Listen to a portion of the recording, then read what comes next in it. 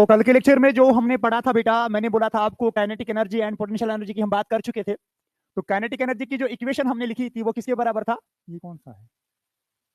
1/2 M omega square A square minus x square था, है ना। और पोटेंशियल एनर्जी की जो इक्वेशन हमने लिखी थी 1/2 एम ओमेगा स्क्वायर और एक्स स्क्वायर, वही है ना। तो हमारे पास ये चीजें तो हमें कल पता चले थे। अगर हम टोटल एनर्जी की बात करेंगे, टोटल एनर्जी हमारे पास होगा किसके बराबर? Kinetic energy plus potential energy, है कि नहीं। तो अगर हम यहां से लिखेंगे टोटल काइनेटिक, यहां पे हमारे पास टोटल एनर्जी हो गया बराबर 1/2 M omega square A square, वही होगा ना। और हमारे पास माइनस हो जाएगा 1/2 एम ओमेगा स्क्वायर और एक्स स्क्वायर, होगा कि नहीं। प्लस हमारे पास यहाँ पे अगर मैं पोटेंशियल एनर्जी की बात करूँ, काइनेटिक पोटेंशियल एनर्जी की बात करूंगा, मैं लिखूंगा 1/2 एम ओमेगा स्क्वायर और X square. Are you getting my point? यहां से मैंने इनको अलग अलग कर दिया तो हमारे पास ये और ये कैंसिल आउट हो जाएगा। तो टोटल एनर्जी हमारे पास एक कांस्टेंट मिल जाएगा 1/2 M omega square of A square. Clear बात? तो इसीलिए हमारे पास टोटल एनर्जी जो रहेगी वो रहेगी कांस्टेंट। ठीक, ऐसे तो मजा नहीं आएगा। अब बताइए बेटा क्या है यहाँ पे? ये हमारे पास टोटल एनर्जी हो गया किसके बराबर? Total energy is equal to 1/2 M omega square and A square. तो हमारे पास कांस्टेंट रहेगी काइनेटिक एनर्जी, आपको हमेशा कांस्टेंट ही मिलेगा, कांस्टेंट मिलेगा ये बात।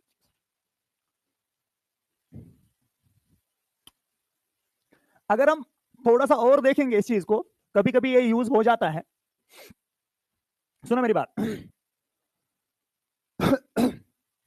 जब हमने काइनेटिक एनर्जी को कल लिखा था, ये इतना इतना समझ आया था ना, हमने कल पढ़ा था ये चीज, ठीक।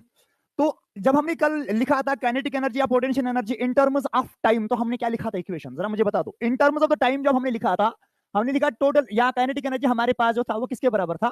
1/2 M omega square A square minus हो गया था ना, क्योंकि इस एक्स के बदले तो लिखना था, या हमने वैसा लिखा था काइनेटिक एनर्जी को वी के टर्म्स में 1/2 एम, और यहां से वी स्क्वायर के बदले क्या लिखा था? A square omega square cos square of theta, वही था ना, या ओमेगा इंटू टी। ये चीज हमने पढ़ी थी कल। तो मुझे बता दो कि कॉस थीटा जो हमारे पास इक्वेशन जो आती है, कॉस थीटा, ये जो हमारे पास स्क्वायर में आता है, ये हमारे पास होता है 1 प्लस, ये हमारे पास कॉस में आया था ना, 1 minus sine 2 theta divided by 2, sine 2 theta divided by 2, ये आइडेंटिटी है। तो हमारे पास यहाँ पे क्या लिखेंगे हम? शायद स्क्वायर आया था यहाँ पे, क्या 1/2 M A square omega square तो वही है, इनटू हम लिखेंगे यहाँ पे 1 माइनस साइन 2 थीटा को हाफ एंगल फार्मूला बोलते हैं डिवाइड बाई 2। तो काइनेटिक एनर्जी जो हमारे पास आ जाएगी that's called 1/4 M omega square A square into 1 minus sine 2 theta. ये भी हमारे पास एक इक्वेशन बनती है इतना, मगर इसमें ज्यादा क्वेश्चन नहीं बनते हैं, क्वेश्चन बनते हैं इसी वाली इक्वेशन पे, ठीक है। अब आज का टॉपिक स्टार्ट करते हैं। देखो, graphical representation of energies, graphical representation of energies.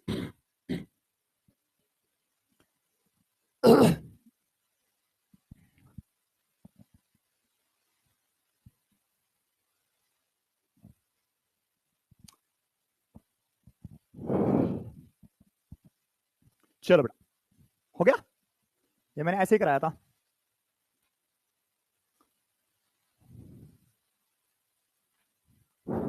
No, अब फुल कंसंट्रेशन इधर की तरफ, सुनो इधर। चलो, मुझे बोलो एक बात कि जब हमने पोटेंशियल एनर्जी को लिखा था, हमने लिखा अभी 1/2 एम ओमेगा स्क्वायर, और यहां पे क्या लिखा था? X square. जब काइनेटिक एनर्जी को लिखा तो हमारे पास 1/2 M omega square A square minus x square, और जब टोटल एनर्जी की बात करी तो हमारे पास आया 1/2 एम ओमेगा स्क्वायर और ए स्क्वायर। ये हमारे पास कांस्टेंट है जब हमारे पास एम्पलीट्यूड कांस्टेंट रहेगा। तो मुझे बता दो, जब हमारे पास मीन पोजीशन की बात हो रही है, एट मीन पोजीशन पे पोटेंशियल एनर्जी किसके बराबर था? जब हमारे पास एक्स का वैल्यू 0 होगा तो पोटेंशियल एनर्जी का भी वैल्यू कितना आएगा? 0 आएगा। समझ ले बात।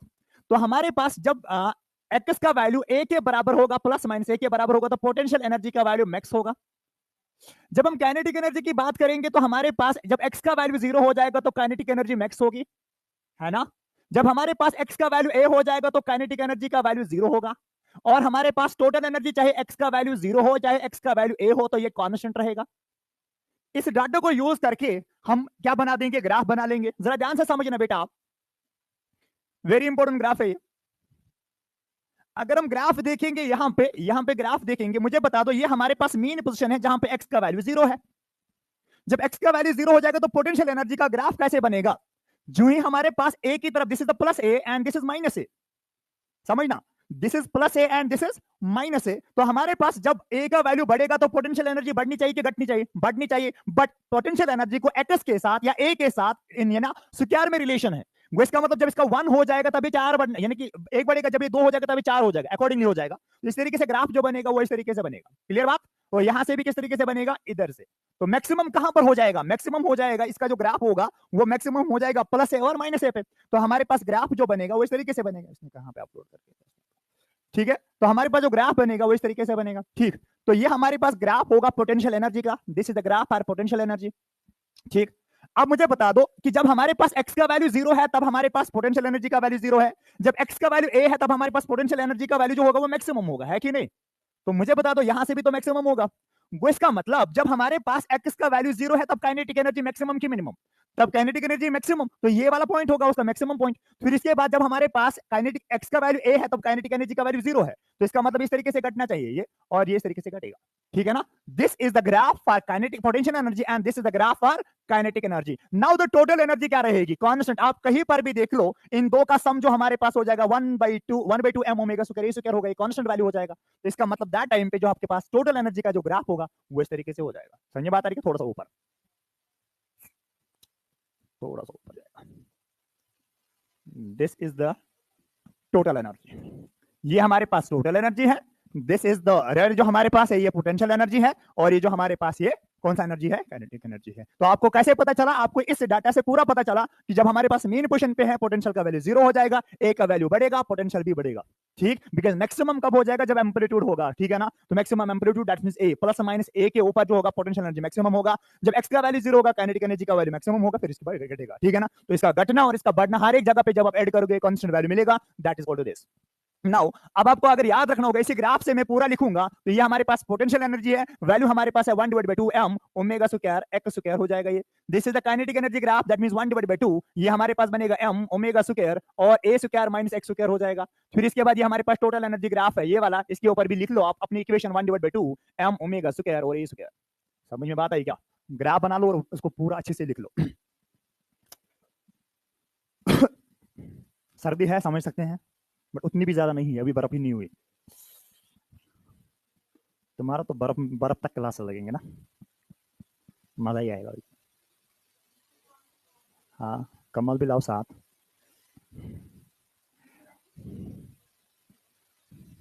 हम उसको हटाएंगे, शीट लगाएंगे, है ना? अब जब नवंबर सेशन हो जाएगा तो फिर सारा नीट कंप्लीट हो जाता है विंटर में, आपको पता है ये, फिर मजा आता है। आप खुदा से दुआ करो कि जो विंटर ये जो हमारे पास हो जाएगा तब हम जीएमसी में होंगे, होने चाहिए। मुश्किल नहीं है, बस राइट डायरेक्शन पढ़ाई करो, उल्टा पुल्टा मत पढ़ो। हाँ, वही तो नहीं आता कैसे पढ़ना है, वही तो प्रॉब्लम है। असल में सबसे जो बिगेस्ट फेलियर होता है हमारे नीट स्टूडेंट्स में वो यही है कि हमें क्या पढ़ना है और क्या नहीं पढ़ना है। जिसको ये समझ आए, जिस टीचर को ये पता है कि मुझे क्या नहीं पढ़ाना है, जिस टीचर को ये, हर एक टीचर को पता है कि मुझे क्या पढ़ाना है, तो वही तो प्रॉब्लम है ना। इसलिए मैं बोल रहा हूँ कि आपको राइट डायरेक्शन में जो मैं आपको पढ़ा रहा हूँ वही पढ़ो। जो मैं बोल रहा हूँ आप पढ़ते ही नहीं हो, ये तो पता है पढ़ना क्या है, पढ़ते नहीं है। हाँ, उसके लिए आपके पास कोई बड़ी सी मोटिवेशन होनी चाहिए तब आप पढ़ोगे। हर एक का अपना अपना मोटिवेशन होता है ना। जब आप अपनी अपनी जिंदगी का मोटिवेशन बनाओगे तभी तो पढ़ोगे। जब जिंदगी का कोई मकसद ही नहीं है तो पढ़ना क्यों है फिर? मकसद तो होना चाहिए ना कुछ, और जिंदगी में मकसद ना रखना वो सबसे बड़ा फेलियर होता है। मकसद जरूरी होना चाहिए, और वो भी बड़ा वाला जो कम चांसेस होते हैं उसको पूरा हो जाएगा। जब वो बड़े के लिए करोगे तभी तो छोटा वाला मिल जाएगा। हमें पहली होता है हम करेंगे नर्सिंग, तो भी एमबीबीएस कैसे निकलेगा मुझे तो बताओ। जब नर्सिंग के लिए आप पढ़ रहे हो एमबीबीएस कैसे निकलेगा मुझे बताओ। हो गया बेटा ये वाली चीज, शाबाश, ग्रेट। अब इसके बाद लिखो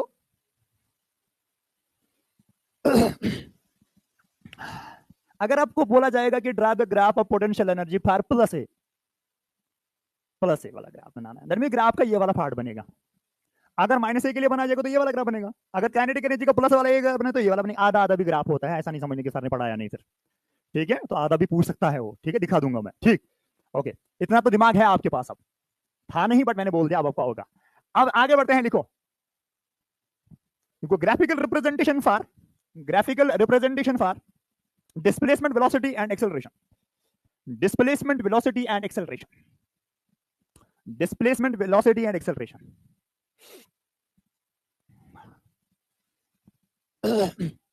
हाँ, जरा ध्यान से समझना बेटा।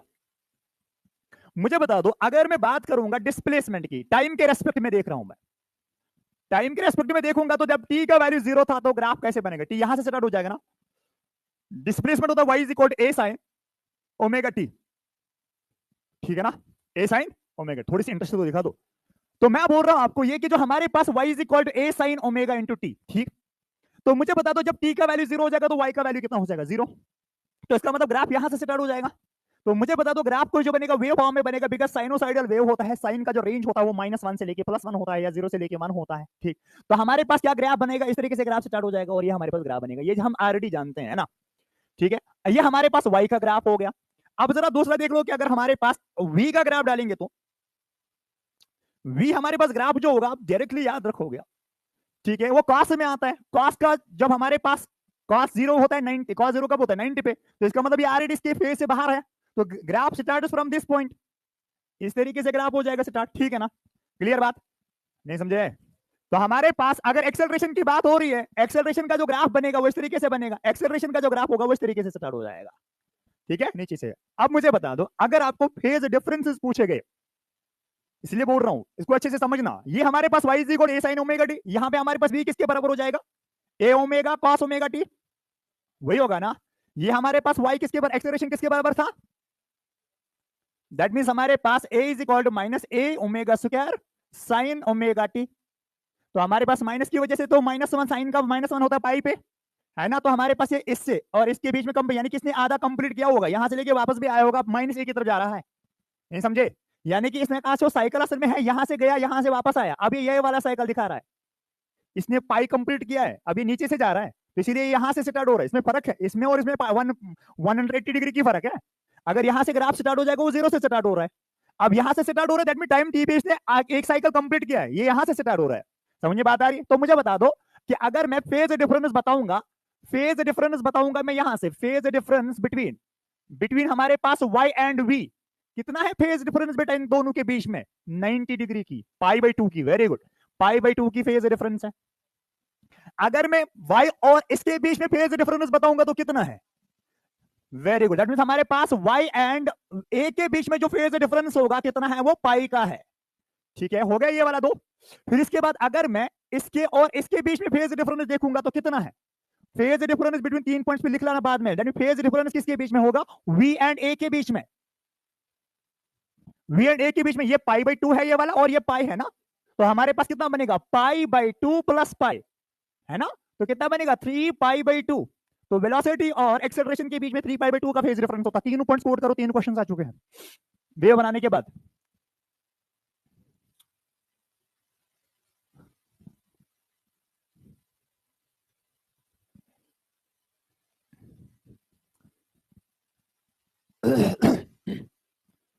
phase difference between y and v is π/2. Phase difference between y and a is pi. Phase difference between v and a is 3π/2. 3π/2.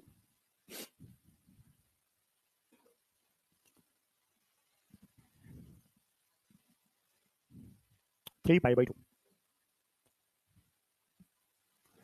Phase difference between y and a is pi. Phase difference between v and a is 3π/2. y and a का phase difference है पाई। ये equation मैंने already लिखी थी, ये acceleration की equation है। Phase, अब तीनों पॉइंट्स अलग लिख लो, ये हमारे पास y की इक्वेशन है, ये हमारे पास v की इक्वेशन है, ये हमारे पास a की इक्वेशन है, ठीक है, जो हमने कल पढ़ा था।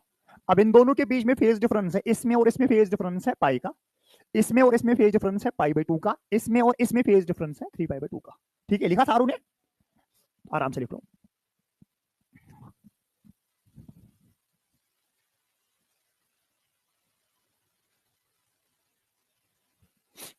ठीक है, किसमें? इन दो के बीच में फेज डिफरेंस है π/2, सुनिए देखिए, y एंड v के बीच में फेज डिफरेंस पाई/2।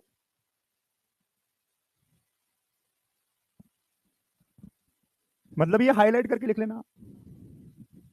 इस वाले पार्ट से तो डायरेक्टली पूछा जाता है, जो मैंने आपको लिखा है वो आपको डायरेक्टली आंसर ही पता होना चाहिए, सीधे याद। ठीक है, सोल्यूशन यहाँ पे कम करना पड़ता है। हाँ, आपको सिंपल ब्लॉक सिस्टम में, स्प्रिंग ब्लॉक सिस्टम में, सिंपल पेंडुलम में, वहां से आपको आप मिक्सड न्यूमेरिकल जहाँ पे आप, तो वहाँ पे कैलकुलेशन वाला पार्ट आता है। यहाँ पे जो मैंने चीजें बताई आपको वही पूछी जाता है, वो डायरेक्टली बस आपको अंग्रेजी समझ आना चाहिए। ठीक है, ओके ग्रेट। जरा आगे बढ़ते हैं। नेक्स्ट चीज दिस, मुझे बता, अगर मैं आपसे ये बोलूंगा, समझना बात, मैं लिखूंगा y is equal to A sine omega T, और मैं लिखूंगा v is equal to A omega cos omega T, है ना ये। क्या मैं इसको ये भी लिख सकता हूं, v by omega is equal to A omega, ये ए कॉस ओमेगा टी, ऐसे लिख सकते हैं क्या? बिकॉज ए वी और ये हमारे पास, इसको मैंने नीचे लाया, ठीक है, ये बनाया A cos omega T, because y is equal to A sine omega T के फॉर्म में लाया मैंने इसको, एसएचएम के फॉर्म में रखा। ठीक, अगर मैं अब क्या करूंगा, स्क्वायरिंग एंड एडिंग करूंगा, समझना बात, एक अच्छा सा रिजल्ट आ जाएगा जो आपको याद होना चाहिए। मैं लिखूंगा y square is equal to A square sine square omega T, वही लिखूंगा क्या? यहां पे लिखूंगा v बाय ओमेगा का square is equal to A square cos square omega into T. Now अब मैं क्या करता हूं, मैं ऐड करूंगा।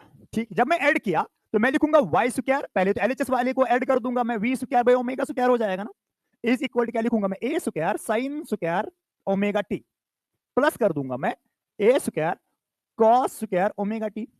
Very good, great. क्या मैं लिखूंगा y is equal to Y square plus V square by omega square is equal to A square into, हमारे पास हो जाएगा ये, ठीक है ना, शाबाश। अगर मैं अब यहां से क्या करूंगा, मैं यहां से डिवाइड करूंगा मैं एलएचएस में भी और आरएचएस में भी ए स्क्वायर के साथ, तो क्या लिखेंगे हम यहाँ पे, Y square by A square plus V square by A omega square is equal to 1। This is the equation of ellipse, this is the equation of ellipse. ठीक है, मैं डायरेक्टली बोल सकता हूं, बट मैं आपको फील भी करा रहा हूं। तो हमारे पास यहां पे क्या होगा, this is the equation of the ellipse. तो हमारे पास यहां पे एलिप्स की एसेंट्रिसिटी मैंने पढ़ाई थी आपको, मैंने बोला था जिसका एसेंट्रिसिटी 1 होगा वो क्या होता है, जिसकी एसेंट्रिसिटी 1 होता है, जिसकी एसेंट्रिसिटी 0 होती है, जिसकी एसेंट्रिसिटी 0 होता है वो स्ट्रेट लाइन होता है, जिसकी एसेंट्रिसिटी 1 होता है वो हमारे पास सर्कल होता है, जिसका एसेंट्रिसिटी 0 से लेके 1 के बीच में आता है वो एलिप्स होता है। ठीक है, तो हमारे पास यहाँ पे, जब मैं यहाँ पे करूंगा Y square by A square, इसको इधर लाऊंगा तो ये बीटवीन आ जाएगा ना, आएगा नहीं आएगा, या इसका वैल्यू जो इसका तो वैल्यू होगा, तो हमारे पास इसको मैं यहाँ लाऊंगा तो ये बनेगा ना 1 माइनस समथिंग, वो तो 1 और 0 के बीच में आ जाएगा। तो हमारे पास यहाँ पे क्या हो जाएगा, वैल्यू जो आएगा वो एलिप्स का आ जाएगा। तो हमारे पास अगर अब आपको कोई पूछेगा कि graphical representation between velocity and displacement, तो कौन सा ग्राफ बनेगा, उसका एलिप्स होगा आंसर, सर्कुलर नहीं होगा, ठीक है ना, कौन सा होगा, एलिप्स होगा। तो ग्राफ बनेगा एलिप्स, तो इस तरीके से ग्राफ हमारे पास हो जाएगा।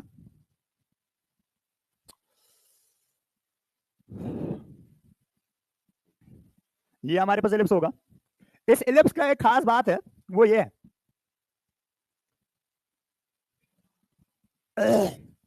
this is v and this is what we call it y, है ना, y is not y axis, y is the displacement of the, ठीक है ना, पार्टिकल, है ना। तो मुझे बताइए इसका जो हमारे पास एम्पलीट्यूड होगा, यानी कि जो हमारे पास यहाँ पे होगा v, y के टर्म्स में आ जाएगा y square by A square, y square by A square, यही तो होगा।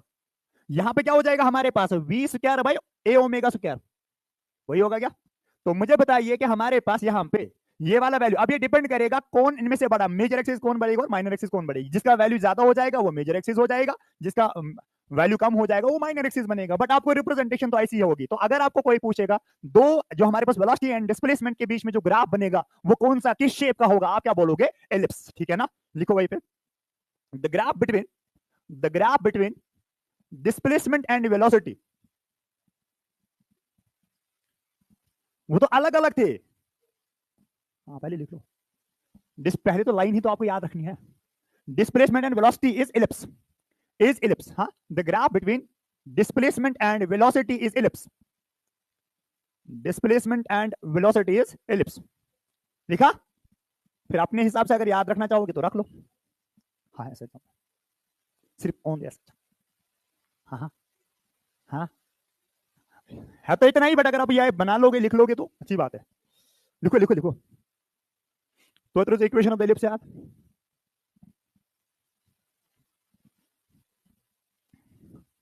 इसको आप याद रखो, this is A square plus B square is equal to 1। ये एलिप्स की इक्वेशन है। ये टू पूरा टोटल है ना, इसको मैंने ए माना, इसको बी माना, इसको माना। ठीक है, मैंने आपको बोला कि वाई स्क्वायर पे ए स्क्वायर को ए मान लो, वी स्क्वायर पे ए ओमेगा स्क्वायर को बी मान लो, तो हमारे पास हो गया 1 के बराबर। तो हमारे पास यहाँ पे हो जाएगा ये वाली चीज।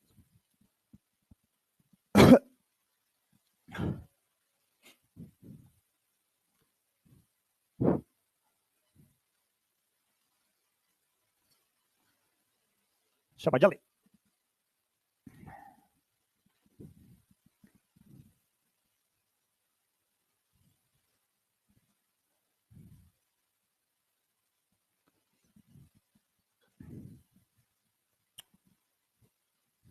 बात है नहीं, हो गया।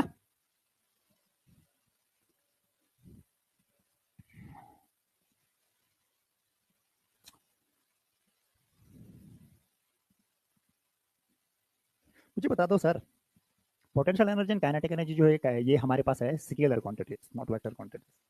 तो इसका ग्राफ वेव फॉर्म में ऐसे क्यों बनेगा? ग्राफ जो बनाते हैं हम कैसे बनाते हैं? ग्राफ बनाते हैं ऐसे, बनाते हैं ना।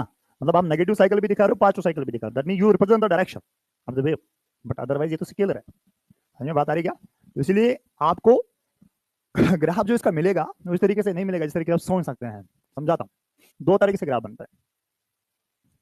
ये लिख लो पहले, इसमें कंफ्यूजन बहुत है बट है आसान। अगर कंसेप्चुअली आप क्लियर नहीं हुए, आपको कोई भी क्वेश्चन सॉल्व नहीं होगा। इसलिए कॉन्सेप्ट इज बहुत इंपॉर्टेंट है सॉल्व करने। इसमें सुना मेरी बात,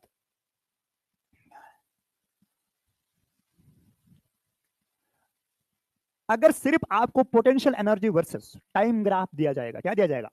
potential energy versus time graph दिया जाएगा, तब आपके पास जो ग्राफ बनेगा वो इस तरीके से बनेगा। ये लिखा सारू ने। तो मुझे बता दो कि जो हमारे पास अगर potential energy versus time graph हो जाएगा, यानी कि नेगेटिव साइकिल्स आपके पास क्या बनेंगे? 0। तो इस तरीके से ग्राफ बनेगा। थोड़ा लगेगा इसके साथ, ग्राफ ये होगा, इस तरीके से होगा। ठीक है, अगर पोटेंशियल एनर्जी का मॉड बनाया गया होगा तब थोड़ा सा ग्राफ जो होगा वो स्टीपर होगा। मैं बोलूंगा क्या, मतलब इस तरीके से होगा।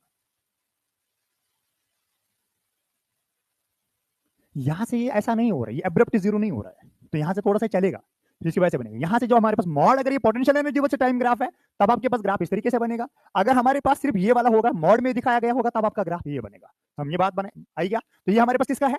पोटेंशियल का। ये किसका है? मॉड ऑफ द पोटेंशियल का। समझे बात आ रही क्या? शाबाश, लिख लो, बना बना जल्दी, बना जल्दी, अभी क्वेश्चन सॉल्व हो जाएंगे।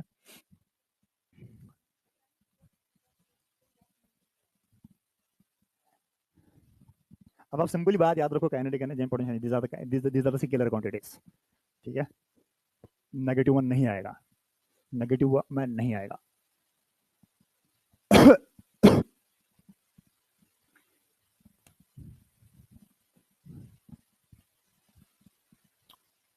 अच्छा, अगर आपको ये पूछा गया कि graph between velocity and acceleration क्या क्या आएगा? 2 का। अगर एक एक्सिस पे वेलोसिटी होगी, दूसरे एक्सिस पे एक्सेलरेशन होगी, जैसे कि आपने बोला डिस्प्लेसमेंट एंड एक्सेलरेशन के बीच में ग्राफ, वो आपने बोला एलिप्स है। अगर मतलब जरूरी यही बात आएगी। दूसरा, अगर उसने पूछा कि वेलोसिटी एंड एक्सेलरेशन के बीच में ग्राफ आएगा, तो ये सारे क्वेश्चन करा रहा हूं मैं, कौन सा ग्राफ बनेगा? वहां पे भी एलिप्स बनेगा। क्या बनेगा? एलिप्स बनेगा। लिखा, ये वाला लिखो, फिर इसके बाद पॉइंट लिखो।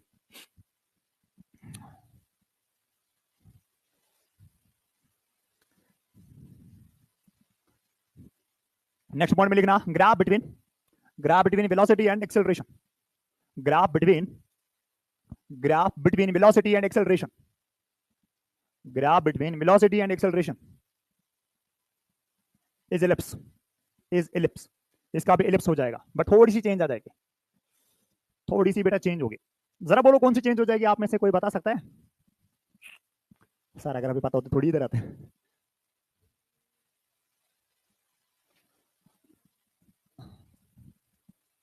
वाई में कोई चेंज नहीं, वाई वही रहेगा।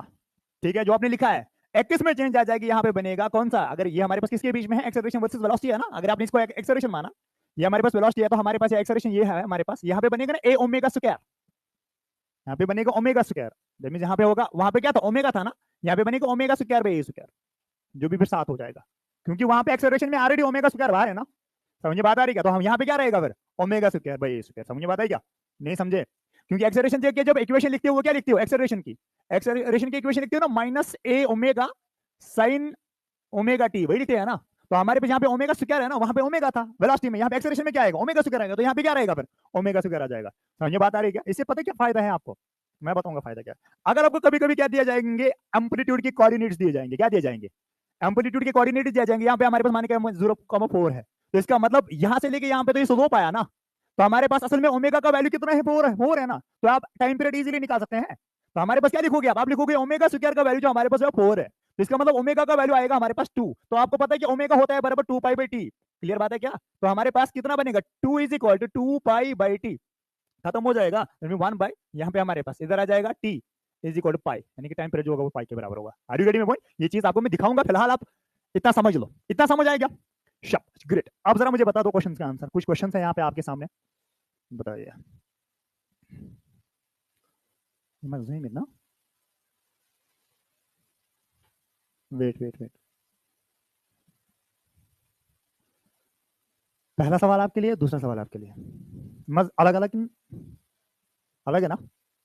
In a simple harmonic oscillator, at the mean position, kinetic energy is minimum, potential energy is maximum. Both kinetic and potential energy is maximum. Kinetic energy is maximum, potential energy is minimum.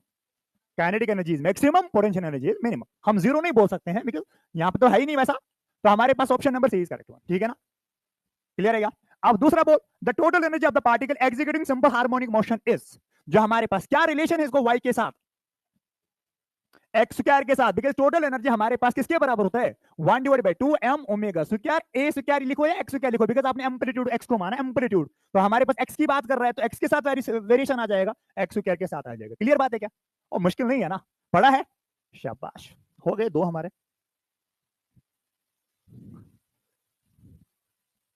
ये नशी photographers problem, नशी किताब problem, phone problem. Okay बता, a particle is executing simple harmonic motion at time t, at t is equal to 0 is its position of equilibrium, the kinetic energy time graph of the particle will look like.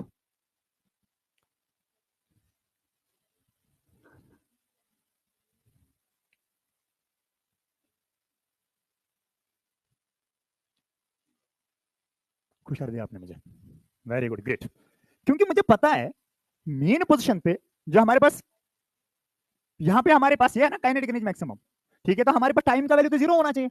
जब हमारे पास t/4 आ जाएगा तो वो extreme position पे चला गया। थोड़ा सा विजुअलाइज करो, थोड़ा सा, ताकि आप और समझ पाओगे कि तुम सर्कल्स को बनाओ उनका क्या मतलब था मेरे पास। जब t का वैल्यू 0 होगा तब पार्टिकल यहाँ पे होगा, वेलोसिटी मैक्स होगा, काइनेटिक एनर्जी मैक्स होगा। जब यहाँ पे पहुंचेगा तो कुछ टाइम तक तो यहाँ पे वेलोसिटी 0 होगी ना, यहाँ पे टाइम का वैल्यू कितना हो जाएगा, t/4, तो हमारे पास t/4 पे तो वेलोसिटी 0 हुई ना, तो t 0 पे कितना हो जाएगा, जहां से पार्टिकल स्टार्ट कर रहा है वही तो इनिशियल पोजीशन होती है, तो हमारे पास मैक्सिमम हो जाएगा, फिर इसके बाद बढ़ने लगेगा।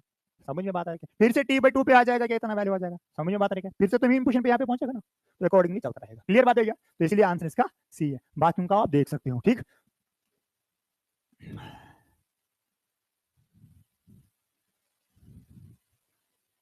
ये वाला शायद क्वेश्चन मैंने कल कराया था, इसका आंसर आपको याद ही होना चाहिए था। क्या बोल रहा है सवाल, बोल रहा है y is equal to A sine omega T plus five. मैंने बोला था कि इसको इधर से मल्टीप्लाई करो, दैट मीन वो किसके बराबर हो जाएगा, y के बराबर। y बोल रहा है a/2 है, इज इक्वल, ये तो है, जब यहां से लगाओगे तो 0 बनेगा, तो ये बनेगा A sine omega T plus five. असल में ये है ना इसके साथ पूरा, तो हमारे पास बनेगा, जब पहले इसमें लगाओगे तो बनेगा A sine omega T plus हमारे पास A sine omega A sine into five, जिसका साइन 0 का वैल्यू होता है 0, जब टी का वैल्यू 0 पुट करोगे साइन 0 का वैल्यू 0 तो पूरी टर्म 0 हो जाएगी। a/2 is equal to A sine of 5 हो जाएगा, तो हमारे पास ए और ए कैंसिल कर दो, बनेगा 1/2 is equal to sine of 5 हो जाएगा। साइन इनवर्स ऑफ द 5 होता है 30 डिग्री, 30 का मतलब होता है π/6, तो आंसर विल बी π/6। यहां समझ आया? क्लियर है? ग्रेट। अब मुझे बता दो, ये थोड़ा सा विजुअलाइज करा रहा हूं कि जितना जितना मैं कराऊंगा ना, ये मैं करता हूं ना, फिर शाम को सेंड मैं सेंड करूंगा, जो मैं अपलोड क्वेश्चंस करूंगा यहाँ पे वो आप कर लेना फिर घर में, कुछ होना राइट डायरेक्शंस में पढ़ो, ठीक है।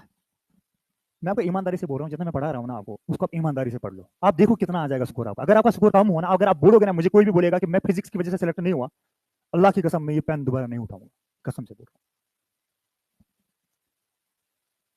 बुगू से टीचर इस रात में ये मैं सोच रहा होता हूँ कि क्या आएगा क्या नहीं आएगा, कैसे पढ़ाऊंगा मैं इस चीज को, कैसे समझाऊंगा मैं, कितना इजीली बना पाऊंगा मैं चीज को।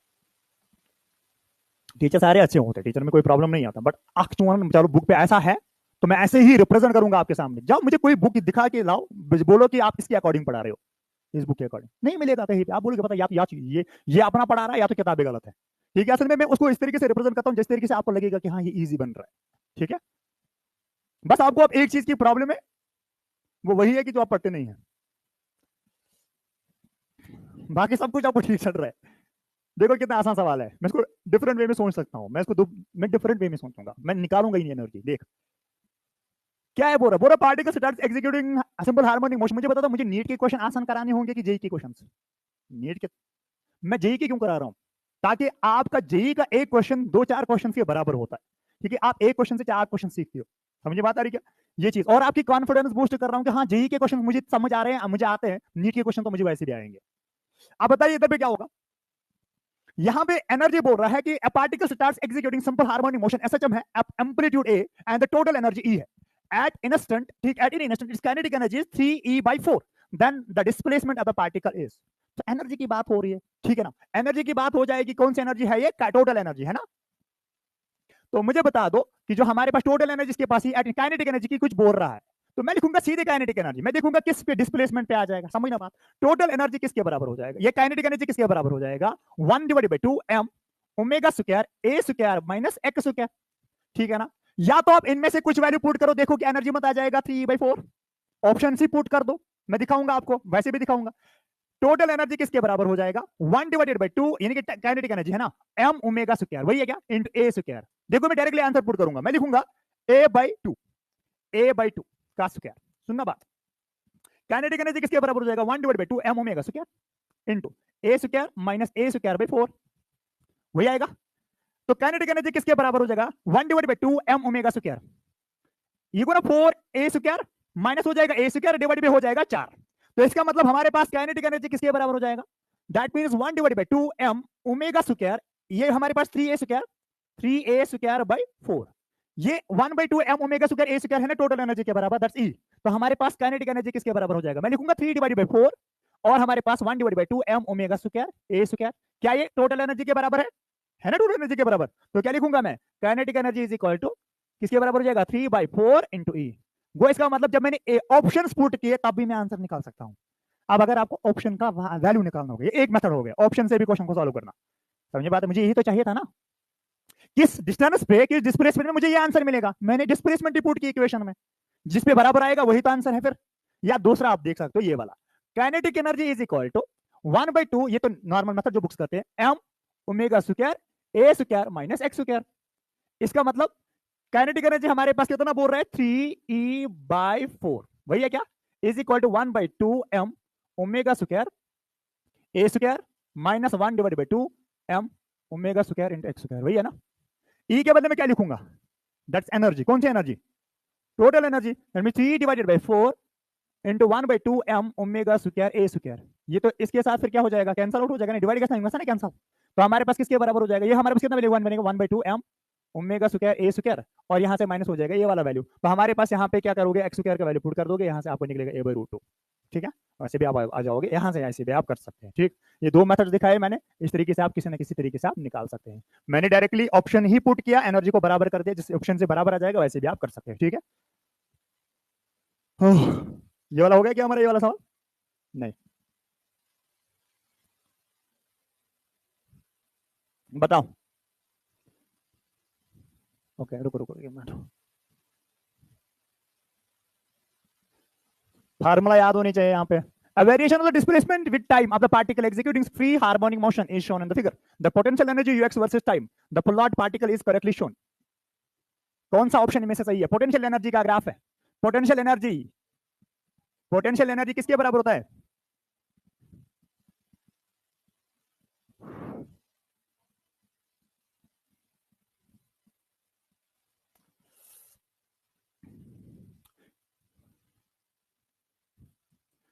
कॉस जहां पर भी आ जाए पोटेंशियल एनर्जी है ना, ये पोटेंशियल एनर्जी किसके बराबर हमने लिखा? 1/2 m ओमेगा स्क्वायर पोटेंशियल।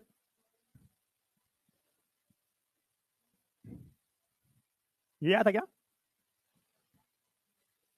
ए square sine square omega T. तो हमारे पास पोटेंशियल एनर्जी जो होगा बोल रहा है यहाँ पे, इधर पे जो पार्टिकल है तो टाइम का वैल्यू कितना होगा, जीरो। तो जब जीरो हो जाएगा इसका मतलब -1/2 m omega square A square into sine omega T का वैल्यू पूरा जीरो बनेगा, तो ये पूरी जीरो बनेगा इक्वेशन, है ना। तो जीरो बनेगा दैट मींस माइनस बचेगा ना यहाँ पे, तो माइनस साइन हो जाएगा तो ग्राफ नीचे जाएगा, तो हमारे पास की वजह से तो ये वाला ग्राफ बनेगा। और मैंने बोला पोटेंशियल है एनर्जी है, तो हमारे पास ये पॉजिटिव साइकिल या नेगेटिव साइकिल्स को कैंसिल कर देगा, तो हमारे पास एक ही साइड से ग्राफ बनना चाहिए, तो हमारे पास ग्राफ क्या बनेगा, ये वाला।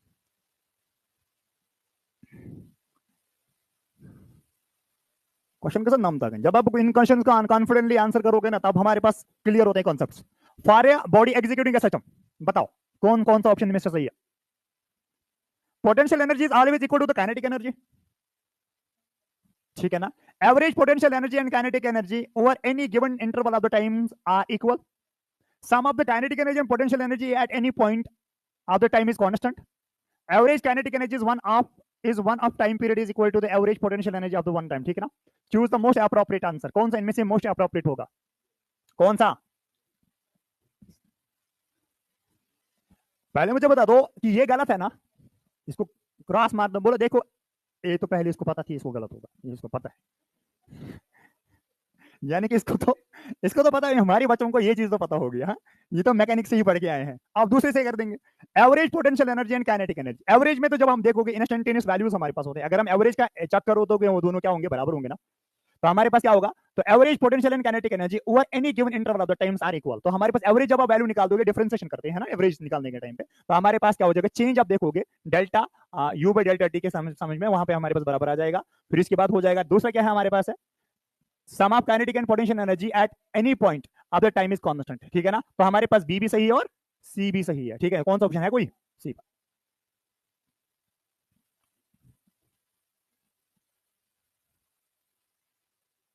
हाँ, सम ऑफ द काइनेटिक कौन सा वाला, average kinetic energy at one time period is equal to average potential energy at one time another time period, मतलब एक एक टाइम पीरियड की अगर हम बात करेंगे, तो दैट मींस हमारे पास वहां से जब आप टाइम पीरियड देखोगे, टाइम पीरियड आप निकाल दोगे किसमें, एक टाइम पीरियड टी आपने ले लिया है, ठीक है ना। साइन और कास में चेंज है ना, जब एवरेज की आप बात करते हो दैट मींस आप एक इंस्टेंट ले रहे हो वहां पे, ठीक। तो हमारे पास जब यहां से एक टाइम पीरियड की बात करोगे तो यहां से एक तो प्लस में चला जाएगा, दूसरा में माइनस में चला जाएगा, तो इसकी वजह से ये चेंज आती है। इसको बोल,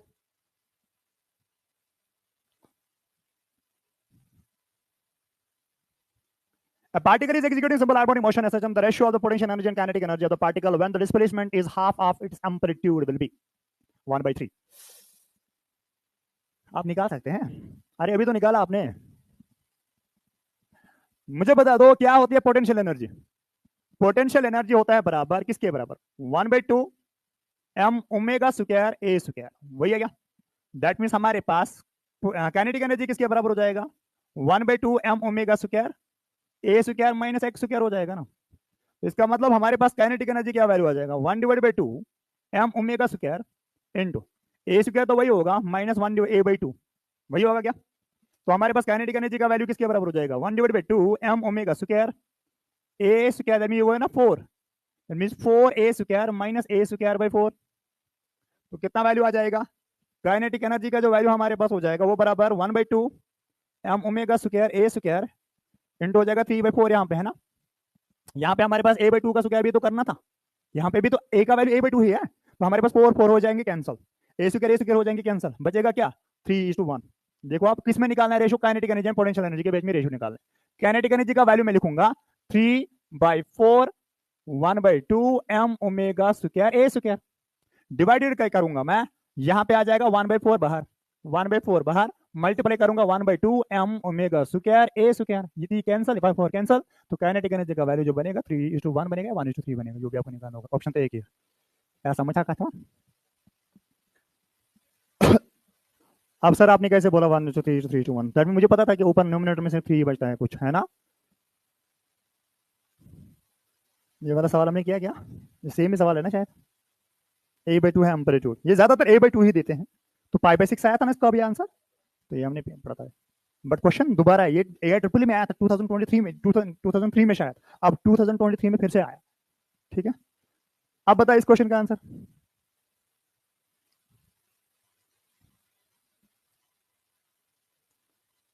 कम ऑन, यही बोल रहा था कि अगर सिर्फ एक आध दिखाया जाएगा आधा भी ग्राफ होता है, ठीक है, इसीलिए बोला था। क्या बोल रहा है? The variation of the kinetic energy of a particle executing simple harmonic motion of the displacement starting from the mean position extreme position A is given by. तो हमारे पास ऐसे तो रिपीट हो जाएगा, इस तरीके से तो ग्राफ बनेगा, ये तो मैक्सिमम वैल्यू हो जाएगा इधर से, ये वाला मैक्सिमम होगा। मुझे पता है काइनेटिक एनर्जी ए के साथ घटता है, तो हमारे पास घटेगा घटेगा तो ए भी, तभी तो ए पे जीरो बनेगा। तो हमारे पास इस तरीके से ग्राफ बनाया था ना काइनेटिक एनर्जी का, इस तरीके से ग्राफ बनाया था किसका? पोटेंशियल एनर्जी का। तो ये बना था टोटल एनर्जी, तो यही तो आधा पार्ट दिखाया गया है। समझ में बात आ रही क्या? मैं तुझे तक केबल हूं। अब बताइए इस क्वेश्चन का आंसर क्या आएगा? Which graph represents the different total energy? क्या बोल रहे? अच्छा, तो that means option number C. यही तो ग्राफ बनाया था डायरेक्टली, ये वाला पढ़ा करा था हमने क्या? नहीं नहीं, ये नहीं था। क्या आएगा? बोल रहा है restoring force directly proportional displacement. Yes, जितना आप डिस्प्लेसमेंट करोगे, जितना आप स्प्रिंग को खींचोगे, उतना वापस करेगा रेस्टोरिंग फोर्स। एक्सेलरेशन और displacement are opposite in direction. Displacement ऐसे, एक्सेलरेशन ऐसे, है ना। तीसरा, the velocity is maximum at the mean position, है ना, वही है क्या? तो हमारे पास acceleration is minimum at extreme position. Acceleration कहां पे मैक्सिमम होती है?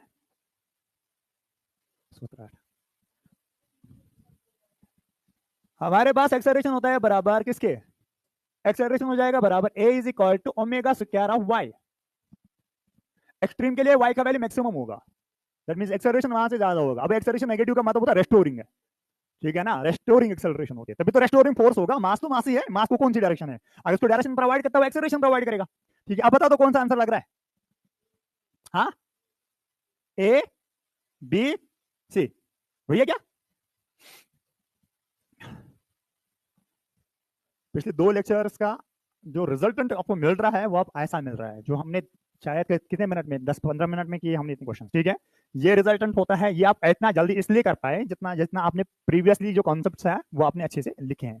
नेक्स्ट वन, तो ग्राफ हमारे पास एक अच्छा सा सवाल आया था, ठीक है, ये भी आया है। एक्सेलरेशन का ग्राफ बता दो कैसा पड़ेगा and slope of acceleration graph with respect to displacement. देखो, the graph of acceleration with respect to displacement. इससे पहला वाला जो ग्राफ बोला था वो एक्सेलरेशन वर्सेस वेलोसिटी बोला था, कंफ्यूजन में मत आना। The graph between acceleration versus displacement, acceleration versus displacement, हाँ, the graph between acceleration versus displacement था 90 डिग्री। खुदा है साथ, यही सोच रहा था 90 बनेगा कि नहीं, मैंने तक मैंने डर की आई टू मैं अच्छा नेगेटिव से हुई 90 तो नहीं आ सकता है। अब सुनो इधर, मैं बोल रहा हूं आपको सिंपल बात है, ये एक्सेलरेशन वर्सेस डिस्प्लेसमेंट ग्राफ डालना है ना, ठीक है, सुनो, a is equal to minus omega square of y, वही है ना, ओमेगा स्क्वायर y सुना। मुझे पता, इसको मैं अगर बोलूंगा y है ये is equal to m into X, वही होगा क्या? इसका मतलब हमारे पास स्लोप जो होगा, स्लोप m होता है बराबर tan theta is equal to omega square. नहीं समझे? नहीं समझे? मैंने क्या किया, इक्वेशन हमारे पास क्या, इक्वेशन हमारे पास a is equal to minus omega square of the y। मैंने स्ट्रेट लाइन इक्वेशन लाई, y is equal to mx, ये y अलग, इसको मैं ऐसे बोल सकता हूं क्या? इसको ऐसे लिख सकता हूं मैं, a is equal to minus omega square of x। अब ठीक है, y is equal to mx plus C, तो प्लस सी तो है ही नहीं क्योंकि इसमें कुछ आगे है नहीं, स्लोप तो इंटरसेप्ट तो नहीं बनेगा, line pass through the origin. तो मुझे बता दो हमारे पास स्लोप जो बनेगा tan थीटा बनेगा माइनस ओमेगा स्क्वायर, वही बनेगा। तो ग्राफ कैसा पड़ेगा? अब ग्राफ हमारे पास इस तरीके से पड़ेगा, ये हमारे पास है, तो ग्राफ लाइन जो होगी इस तरीके से, एक्साइटमेंट मगर ये किस मगर एक्साइटमेंट बदल की ऐसे हो जाएगा, ठीक है, ये ग्राफ है, तो बताइए एक्साइटमेंट। आओ सुनो इधर पे, अब मुझे बता दो ये हमारे पास क्या हुआ, tan थीटा या स्लोप ऐसा सुई, तो हमारे पास बराबर होगा माइनस ओमेगा स्क्वायर, तभी तो यहां से नीचे बनेगा। अब आप मुझे बता दो, सिंपल बात है ना एक्सेलरेशन का निकालना, आप मुझे बता दो ओमेगा स्क्वायर किसके बराबर आपको आया? tan थीटा के बराबर आया कि नहीं आया? ओमेगा किसके बराबर हो जाएगा? Root of tan theta. तो नहीं समझी हुआ? तो हमारे पास अब टाइम पीरियड निकाल दो, 2 pi by T tan theta, तो उल्टा करो t by 2 pi tan theta, तो t is equal to 2 pi under root of tan theta, directly equation आई थी, cot थीटा है ना, क्या चमक के भी बोलना, cot थीटा, अगर फ्रीक्वेंसी निकालना होगा तो बनेगा tan थीटा, ठीक है ना? तो सीधे लिखेंगे हम tan थीटा। अब ऐसे नहीं बोलना कि शायद टाइम पीरियड को tan थीटा के साथ और cot थीटा से कैसे कोई रिलेशन ही नहीं है ना? लिखो, ग्राफ भी बनाना।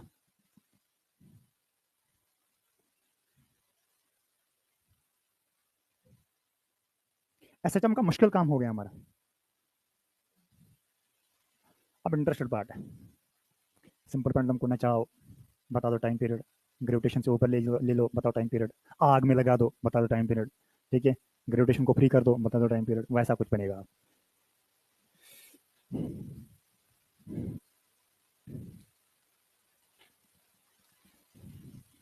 एसएचएम के अभी 3 लेक्चर पेंडिंग है, 3 दिए मैंने, 3 दिए ना मैंने, तीसरा है ना आज, 3 लेक्चर हो लगे, 3 लेक्चर से आप मास्टर होल्ड करोगे इस पर, मतलब आपको फिर कोई भी क्वेश्चन आ जाएगा सॉल्व नहीं करोगे आप। Same is the cases circuits के साथ, चाहे कोई भी सर्किट आपके पास आ जाए, पेन ही नहीं उठाना है। ओके बता, अब आराम से लिखो, टेंशन नॉट, फिक्र नॉट। अब इसके सवाल हैं कुछ, इसको भी खुश कर देंगे। ये लिखा सारा, कुछ भी नहीं किया मैंने बोला आपको कि नेगेटिव स्लोप आ रहा है तो स्लोप यहां से बनेगा, इस वाले क्वाड्रेंट में बनेगा, तो tan थीटा हमारे पास स्लोप के बराबर होता है, that means minus omega square, यहां से मुझे इक्वेशन से पता चला। मुझे पता ओमेगा होता है 2π/t, अकॉर्डिंगली आप लिख सकते हैं, फिर जो भी निकालना होगा, फ्रीक्वेंसी बोलेंगे, टाइम पीरियड बोलेंगे, जो भी बोलेंगे आप लिख सकते हैं। समझ कुछ आया क्या?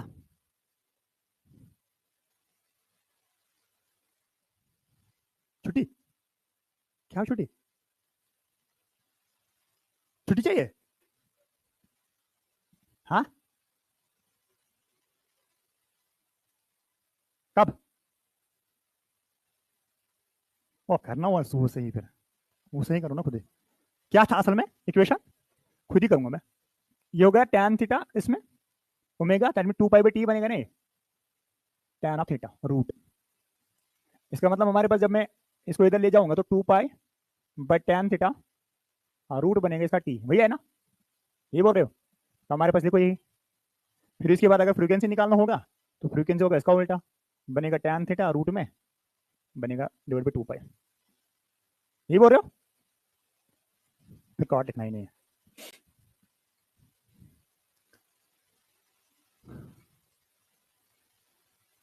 चलो हो जा स्टार्ट।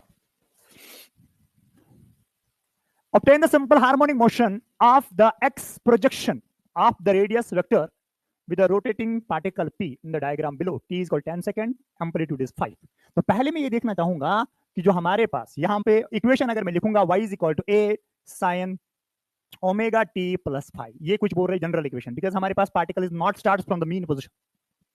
जब पार्टिकल इधर से स्टार्ट नहीं करेगा, इधर से स्टार्ट कर रहा है, तो हमारे पास 5 में तो आएगा ना, इसी को तो बोलते हैं हम क्या, फेज रेफरेंस।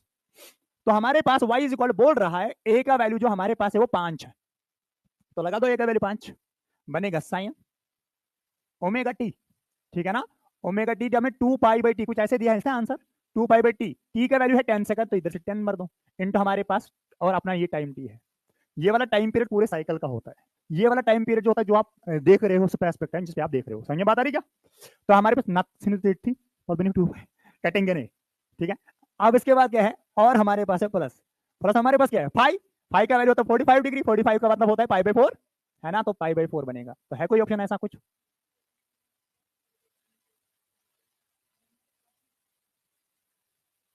y का बोला कि x का बोला?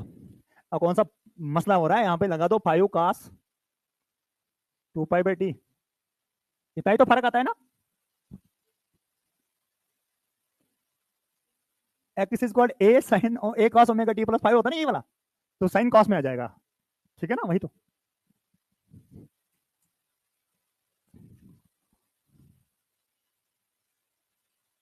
अच्छा O2 का प्रोजेक्शन सही है।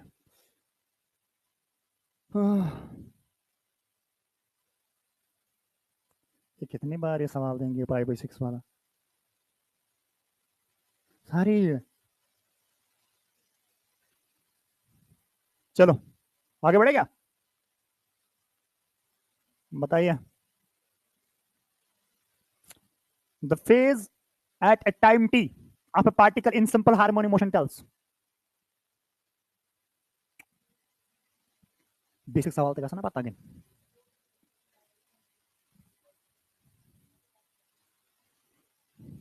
ABC बताओ।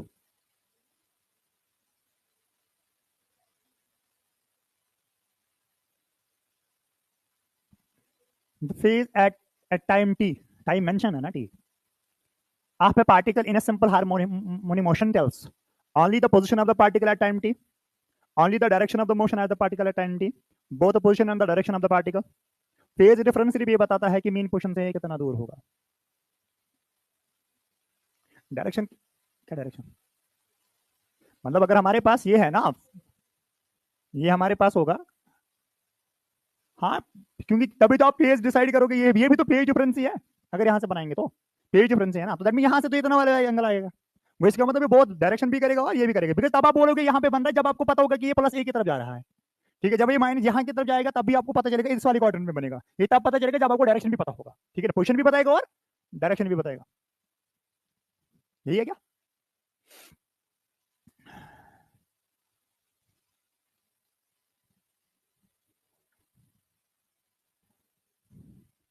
ऐसा आप क्वेश्चन तुम्हें करना ही होगा,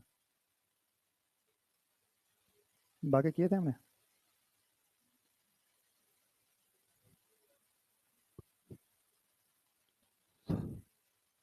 फुडेट इसका क्या बोलेगा? Average velocity of the particle executing SHM in one complete cycle is,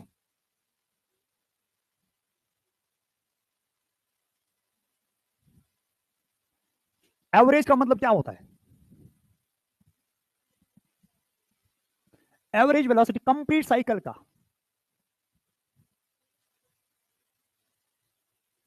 complete तो यहां पे होगा, जिस ओमेगा से निकला होगा दैट्स इनिशियल ओमेगा, फाइनल भी तो वही होगा, होगा ना। एवरेज वेलोसिटी क्या है?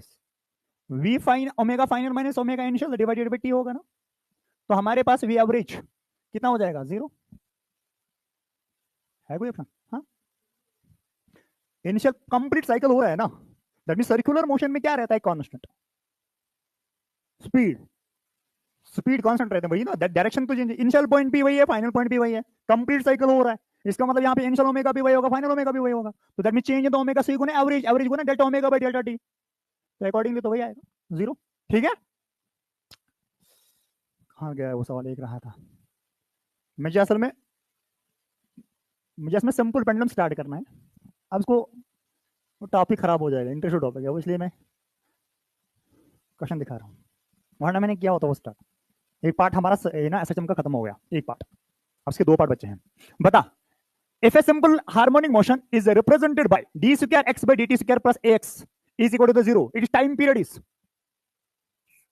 देखो क्या है डी स्क्वायर, थोड़ा सा मैं आपके लिए अच्छे से लिखूंगा बिकॉज मुझे पता है you have myopia and hypermetropia as well, तो हमारे पास x इज इक्वल टू 0 है ना। ओके, तो हमारे पास क्या ये कुछ रिप्रेजेंट करता है? D square X by dt square, अरे बाबा ए तो रिप्रेजेंट करता है एक्सेलरेशन है ना भाई, तो हमारे पास क्या होगा? a is equal to acceleration का अच्छा बराबर, एक्सेलरेशन किसके बराबर हो जाता है? Minus omega square into Y में नहीं, इसने एक्स में दिए हैं तो एक्स ही लिखूंगा क्या मैं? समझ बात आ रही क्या? अब हमारे पास ये किसके बराबर हो जाएगा? ये बनना यहाँ पे ये वाला value D square x by D T square, क्या मैं इसको लिख सकता हूँ माइनस ए ऑफ एक्स, वही है ना। तो इसका मतलब हमारे पास क्या वैल्यू आ जाएगा यहाँ पे? अगर मैं इनको इक्वेट कर दूंगा, जरा करो इक्वेट, कैसे आएगा इक्वेट करके? हाँ हाँ हाँ, अच्छा ये अल्फा है ना, हाँ क्या बोल रहे हो आप? वही तो कर लो, वही तो मैं कर भी रहा हूं।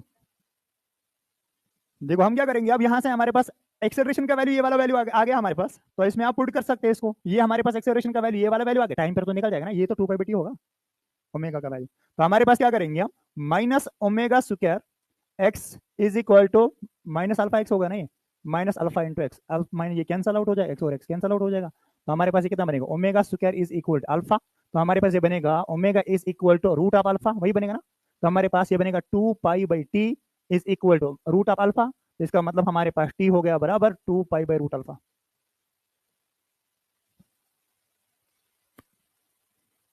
सिंपल बात, यहां पे आप क्या कर सकते हैं, इसको एक्सेलरेशन मान लो डायरेक्टली, माना acceleration plus alpha X is equal to 0, माना इस एक्सेलरेशन को रिप्लेस कर दो किसमें? Minus omega square of X से, प्लस हमारे पास alpha X is equal to 0। अब दूसरा मेथड भी बोल रहा हूँ, ठीक है, तो इसको इधर ले लो, दैट बनेगा minus omega square of X is equal to minus alpha X, cancel कर दो, वही तो बन गया। समझ में बात है क्या? ये जरूरी नहीं कि जिस तरीके से मैं कराऊंगा, ठीक, पर पहले पहले जरूरी होता है, जब तक आप थोड़ा सा सीखोगे चीजों को, ठीक है।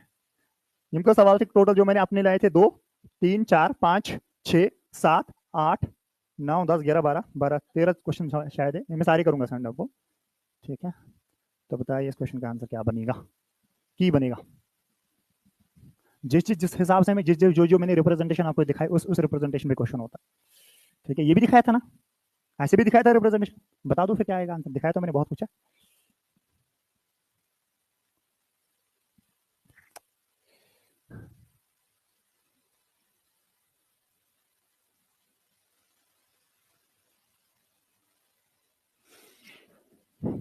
वन टाइम हम सब 0 was हम साथ उस x का वैल्यू 0, वो दैट मींस इनिशियली जो पार्टिकल यहाँ पे होगा, बोल रहा है the moving particle towards positive x axis, इधर की तरफ जा रहा है। Find the position, find the distance and displacement covered, कहां से 3t/2।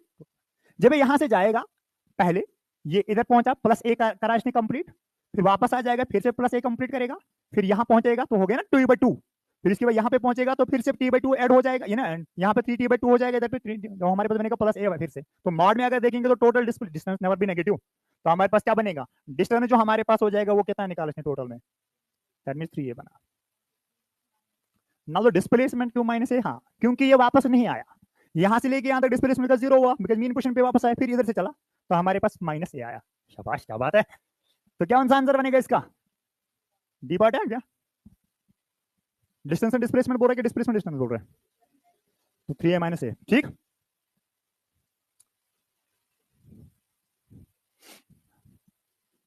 A particle executes simple harmonic motion along the straight line with amplitude a.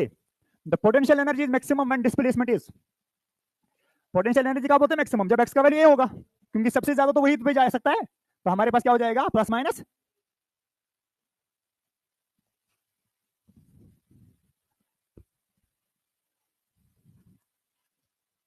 बताइए।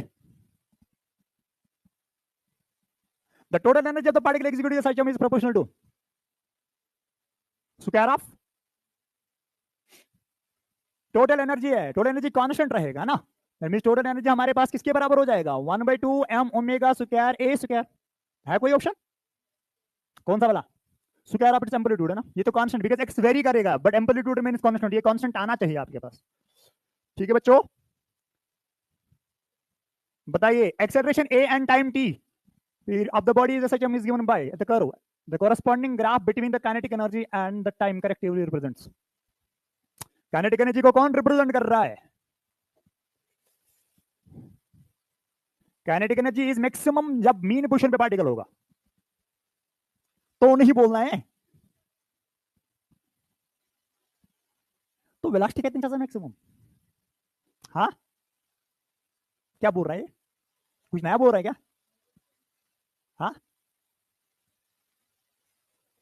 Acceleration a and time t of a body is SHM is given when the curve below, ये हमारे पास curve है, acceleration तो graph यही बनेगा, then corresponding graph between kinetic energy and time, हम तो यही मान रहे हैं, इसी ग्राफ से ही तो ये आंसर मिला मुझे, तो मुझे पता है एक्सेलरेशन नेगेटिव में आ जाएगा, तो हमारे पास अकॉर्डिंगली ये बनेगा, ग्राफ तो वही बनेगा, इसमें कोई चेंज नहीं है, बिकॉज हम यही मान के तो चल रहे हैं। अब बताओ इस क्वेश्चन का answer, a particle is executing simple harmonic motion, मैंने ब्याह क्लास में नहीं है, तो बता दो मुझे, a particle is executing simple harmonic motion with a time period t, at time t is equal to 0, its position is, तो काइनेटिक एनर्जी तो graph of the particle will be look like, कौन सा वाला होगा,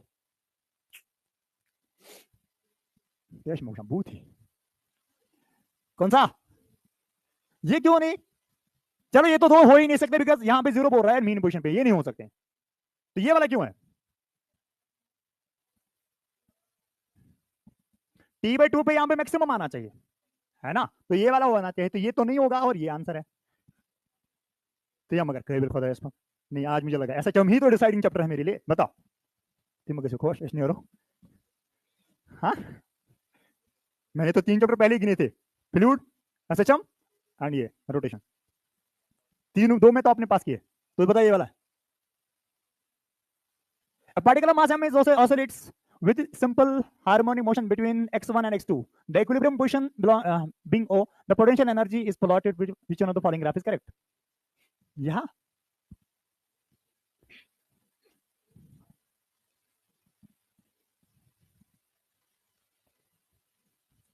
तब potential energy ग्राह बनू ना तमें बासो यम x1 दूर पहम लिखूं तेल सा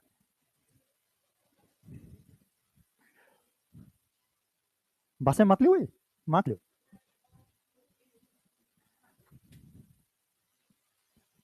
मुझे जल्दी बनत रहूं तो